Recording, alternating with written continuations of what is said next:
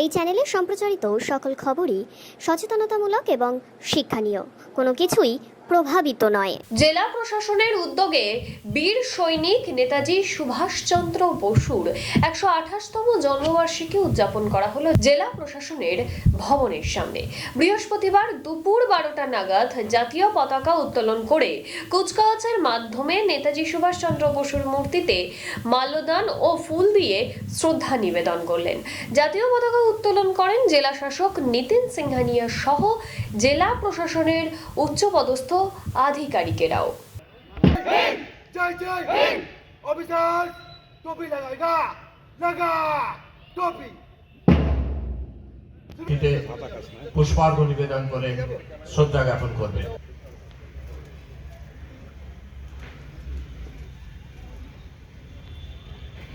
নমস্কার। আজ ভারতের স্বাধীনতার ইতিহাসের এক কিংবদন্তি বীর সংগ্রামী নেতাজি সুভাষচন্দ্র বসুর 128তম জন্মদিন।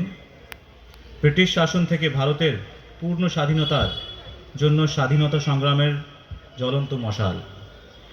সারা রাজ্যের সাথে মালদা জেলাতেও আজ এই দিনটি যথাযথ মর্যাদার সাথে পালিত হচ্ছে।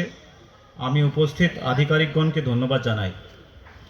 নেজারের ডেপুটি কালেক্টর মহাশয় ও তার দলকেও ধন্যবাদ জানাই। তথ্য সম্প্রচার আধিকারিক মহাশয় ও তার সহকর্মীদের, সেই সঙ্গে ধন্যবাদ জানাই সিভিল ডিফেন্সের সদস্যদের। তরুণ যুবক যুবতীরা যাতে নেতাজির আদর্শ ও ভাবধারার প্রতি দীক্ষিত হয়ে রাজ্য তথা দেশের কাজে আত্মনিয়োগ করে, এই আশা রাখব।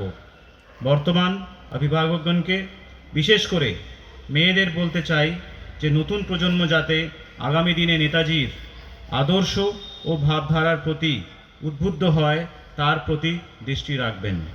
আপনারা সকলেই সুস্থ থাকুন, ভালো থাকুন।